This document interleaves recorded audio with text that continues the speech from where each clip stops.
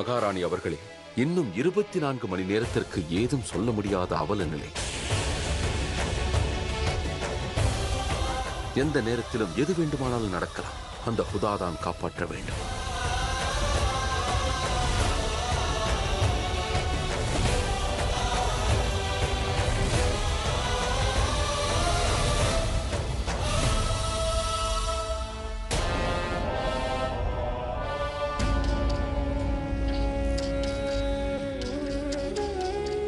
தவறு நேர்ந்து விட்டது. நீங்கள் கொடுத்த மருந்தால் ஷெஹன்ஷாவின் நிலைமை இன்னும் மோசமாகிவிட்டது. மருத்துவர் என்ன கூறினார் என்றால் 24 மணி நேரத்திற்குள் ஷெஹன்ஷாவை பற்றி தெரிந்து விடுமாம். குவாலியர் மருத்துவரும் இன்னும் வரவில்லை. என்னை ஏன் இவ்வாறு சோதிக்கிறீர்கள் கிருஷ்ணா, கூறுங்கள். நான் ஒன்றும் அறியாத மிருகங்களின் உயிரை காப்பாற்ற நினைத்தேன். ஆனால் நடந்தது, இப்பொழுது ஷெஹன்ஷாவின் உயிரை ஆபத்தில் இருக்கிறது. அவரை காப்பாற்றத்தான் சுஜாமல் அண்ணாவின் உயிரை காப்பாற்றிய அந்த மருந்தை தயாரித்து ஷெஹன்ஷாவை காப்பாற்ற நான் கொடுத்தேன். ஆனால் இப்பொழுது அந்த மருந்தும் இப்பொழுது சதி செய்து விட்டது. நான் எப்பொழுது நல்லது செய்ய முயற்சி செய்யும் பொழுதெல்லாம் ஏன் அது தவறாகவே அமைந்து விடுகின்றது? ஏன்?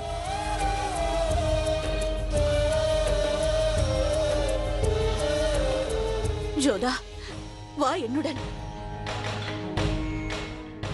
வா. ஆனால் எங்கே? பாதுகாப்பான ஒரு இடத்திற்கு. ஜலாலுக்கு நீ தீங்கு நினைக்க மாட்டாய் என்று எனக்கு தெரியும். நீ அவனை காப்பாற்றத்தான் மருந்து தயாரித்தாய்.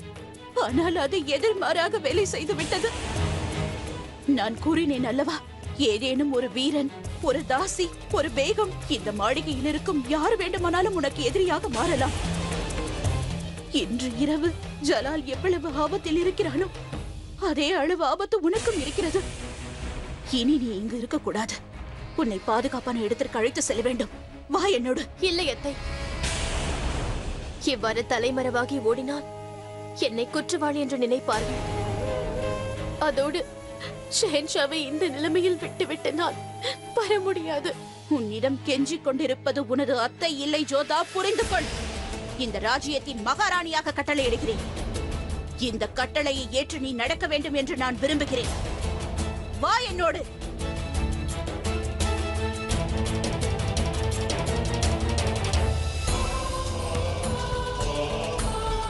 உண்ணுங்கள், திருப்தியாக உண்ணுங்கள். இதுதான் நீங்கள் உண்ணும் கடைசி உணவு. இதுவே இறுதி விருந்து. இதன் பிறகு நாம் அனைவரும் அருந்த வேண்டியது இந்த நஞ்சைத்தான். ஷெஹன்ஷா உயிருக்கு போராடும் இந்த நிலையில் நாம் மட்டும் பிழைத்திருப்பது அர்த்தமற்றது. உண்ணுங்கள்.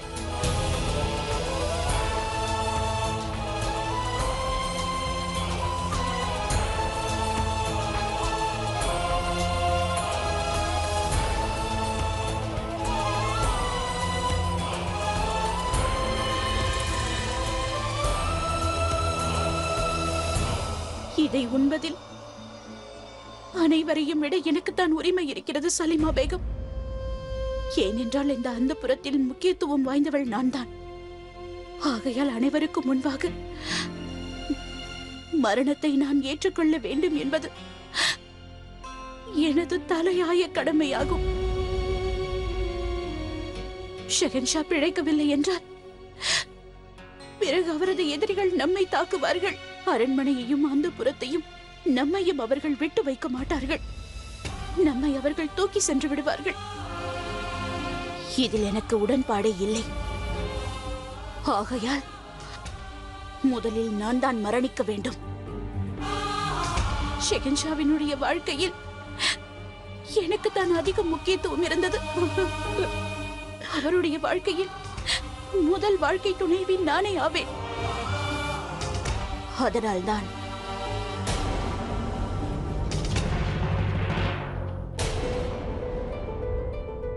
இந்த முடிவை நான் எடுக்கிறேன். முதல் வாழ்க்கை துணைவியான நான் தான் மரணம் அடைய வேண்டும். நானும் அவருடனே சென்று விடுகிறேன்.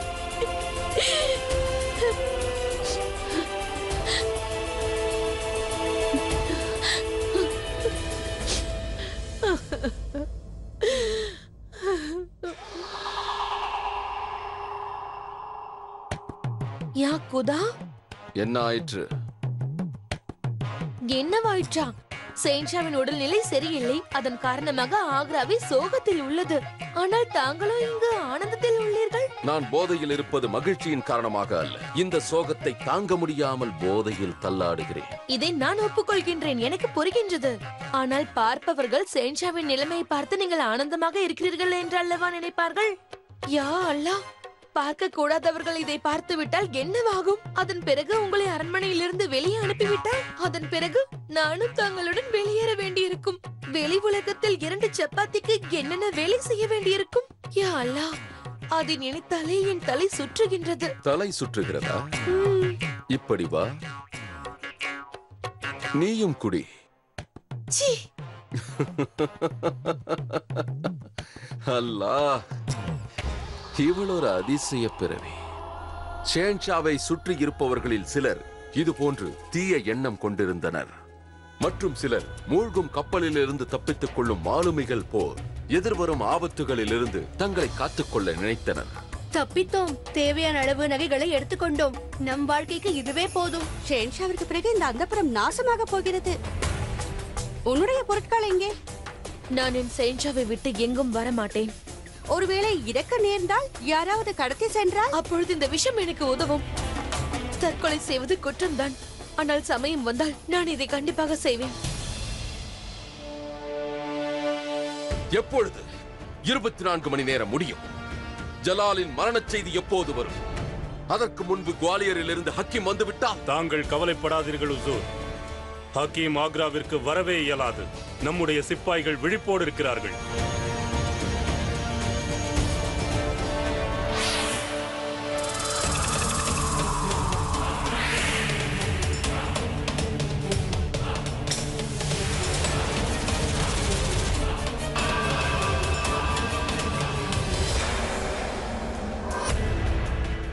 நான் ஆதம் கானிடம் தனியாக பேச விரும்புகிறேன்.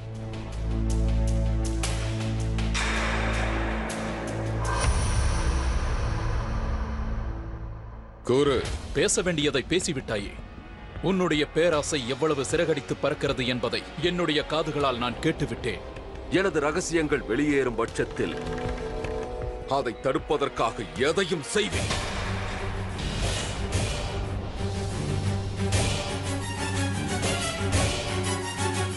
டெல்லி அல்லது ஆக்ரா. என்ன? நான் கூறுவதை புரிந்து கொள்ள முடியாத அளவிற்கு நீ ஒன்றும் சிறுபிள்ளை அல்ல என்பது எனக்கு தெரியும். டெல்லி வேண்டுமா அல்லது ஆக்ரா வேண்டுமா? ஒருவேளை உனக்கு டெல்லி வேண்டுமென்றால் ஆக்ரா என்னுடையதாகிவிடும். ஒருவேளை நான் இந்த உடன்பாட்டை அங்கீகரிக்கவில்லை என்றால் அனைத்தையும் நானே எடுத்துக்கொள்வேன். உனக்கு டெல்லியும் கிடைக்காது, ஆக்ராவும் கிடைக்காது. ஜலால் தங்கையின் கணவனாக இருந்து கொண்டு இவ்வாறு நடப்பது அசிங்கம். மைத்துனராக இருப்பதால் தான் அனைத்திலும் எனக்கு உரிமை அதிகம் என்கிறேன். தாய்ப்பாலின் சம்பந்தமாக அவனுக்கு நீ அண்ணன் என்று கூறிக்கொண்டால் அப்பொழுது நான் உன்னுடைய உரிமைகளை பறிக்க மாட்டேன்.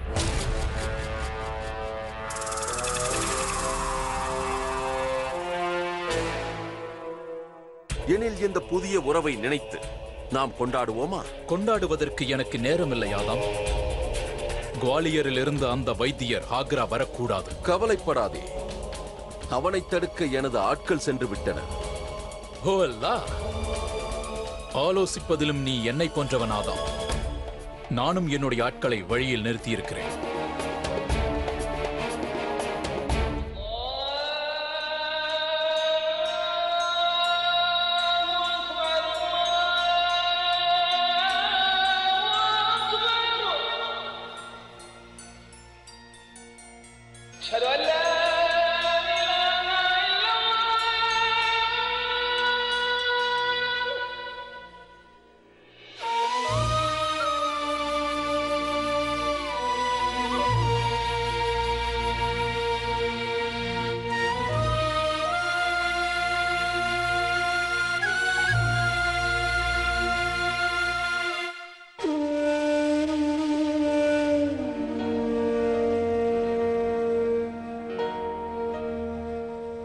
தாங்கள் கருணை வாய்ந்தவர். என் பிரார்த்தனையை ஏற்றுக்கொண்டு ஷெஹன்ஷாவை காப்பாற்றுங்கள்.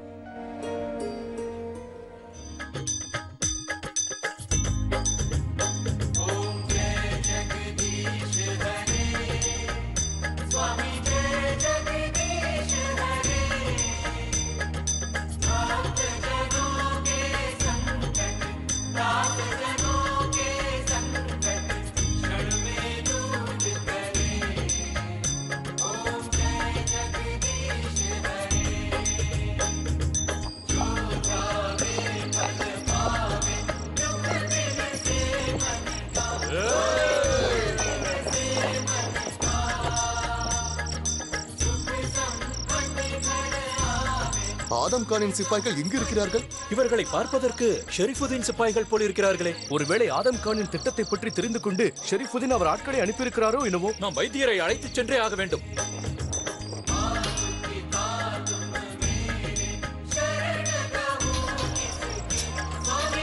யாகுதா, இது என்ன குழப்பம்?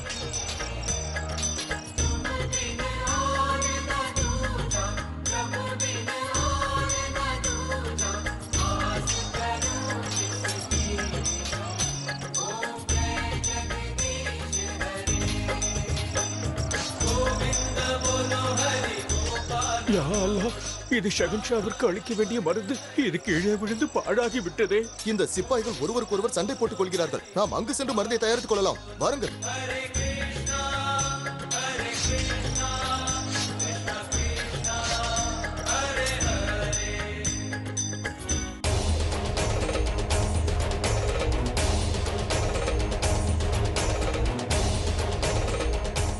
அந்த அல்லாவிற்கு நன்றி, தாங்கள் வந்து விட்டீர்கள். கான் அவர்களே, நாங்கள் வந்ததே பெரிய போராட்டம். நாங்கள் வரும் வழியில் நடந்ததை பிறகு பேசிக் கொள்ளலாம். தாங்கள் முதலில் பாஷாவை கவனியுங்கள். அவர் மிகவும் ஆபத்தான நிலையில் இருக்கிறார். வெகு நேரம் ஆகிவிட்டதால் அச்சமாக இல்லை, நாங்கள் வைத்தியம் அளித்து விட்டோம். மருந்து அளித்து அது வேலையும் செய்து விட்டது. ஆனால் திடீரென்று உடல்நிலை மோசமாகிவிட்டது. தாங்கள் வந்து பாருங்கள். குதாவின் அருளால் அவர் நிலை சரியாகட்டும். பாருங்கள்.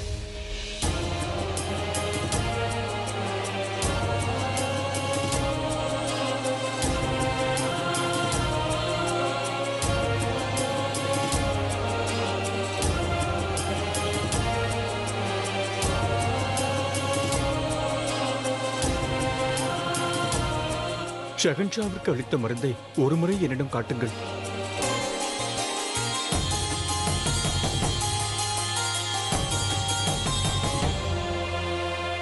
ஒரே ஒருவர் தான் இந்த மருந்தை தயாரித்திருக்க முடியும். ஏனென்றால் நான் ஒருவருக்கு தான் கற்றுக் கொடுத்தேன். உங்களுக்கு மிக்க நன்றி. எனது சுஜாமல் அண்ணா உயிரை காப்பாற்றி விட்டீர்கள். இந்த மருந்து செய்வதை கற்றுக்கொள்ள பாட்டி எனக்கு அனுமதி அளித்தார்கள்.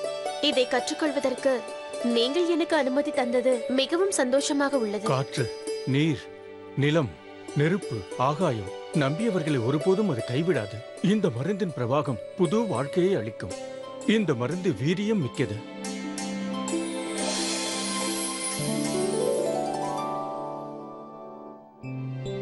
பேகம் ஜோதா, இது தாங்களாகத்தான் இருக்க வேண்டும் என்று முன்பே நினைத்தேன்.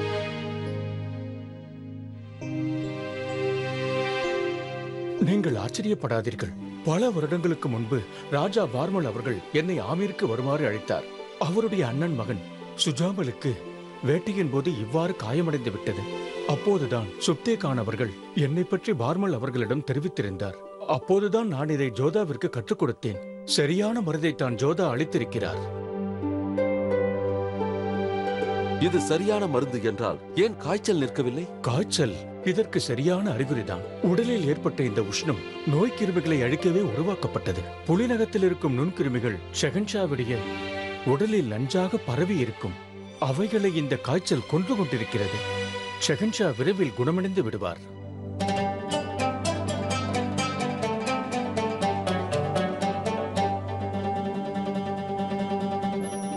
உங்களை நினைத்து பெருமைப்படுகிறேன் ஜோதா பேகம்.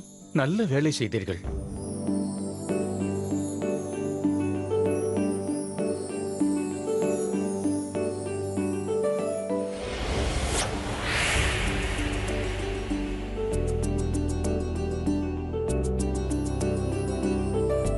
வாழ்த்துக்கள். ஷெஹன்ஷா கண்விழித்து விட்டார். அவருக்கு இப்போது எந்த ஆபத்தும் இல்லை.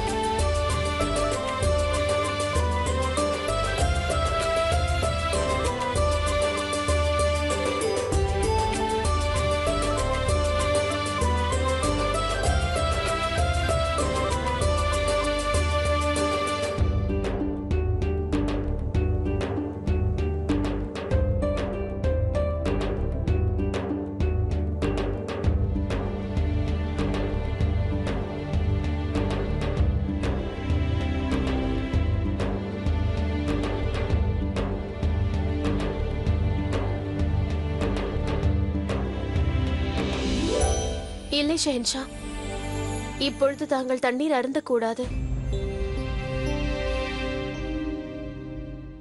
அவர் தண்ணீர் பருக வேண்டும் என்று நினைத்தால் அதை ஏன் தடுக்க வேண்டும்? இல்லை ருக்கையா பேகம், ஷெஹன்ஷாவிற்கு தண்ணீர் கொடுத்தால் அவர் உடல்நிலைக்கு அது ஏற்றதல்ல. ஜோதா பேகம் கூறியது சரி. இன்னும் சில நேரம் பொறுத்துக் கொண்டால் போதும். பிறகு விரும்பியதை தாருங்கள். ஜலால் பிழைத்து விட்டார். அல்லாவிற்கு நன்றி. ஓய்வெடுத்த பிறகு ஏதாவது கொடுக்கலாம். அல்லாவிற்கு நன்றி.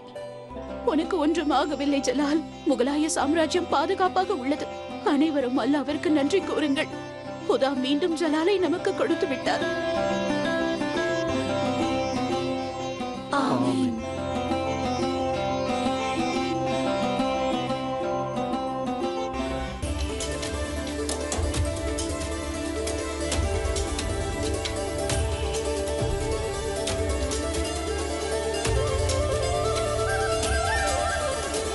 வாழ்த்துக்கள், வாழ்த்துக்கள்.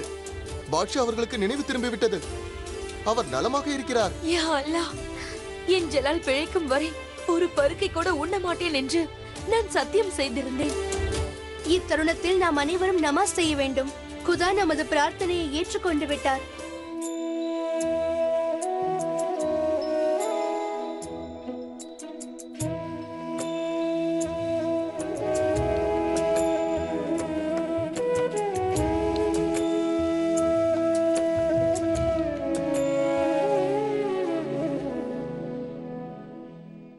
வணக்கம் அத்தை அவர்களே. அந்த ஹுதா உனக்கு நீண்ட ஆயுளை கொடுக்கட்டும். இது புனிதமான குரான். நீங்கள் கீதையை எவ்வளவு புனிதமாக கருதுகிறீர்களோ அவ்வாறுதான் இதுவும் எங்களுக்கு. நீ ஜலாலுடன் அஜ்மீர் ஷெரீஃபிற்கு சென்று வந்தாய் அல்லவா? அதனால்தான் இந்த பரிசை நான் உனக்காக கொடுக்கிறேன்.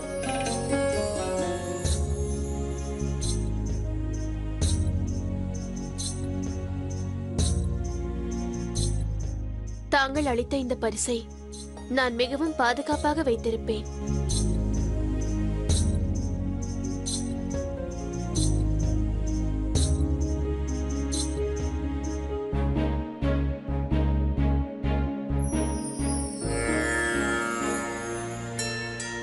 ஜோதா பேகம், இங்கு பிரார்த்தனை செய்யும் போது இரு கைகளையும் உயர்த்த வேண்டும்.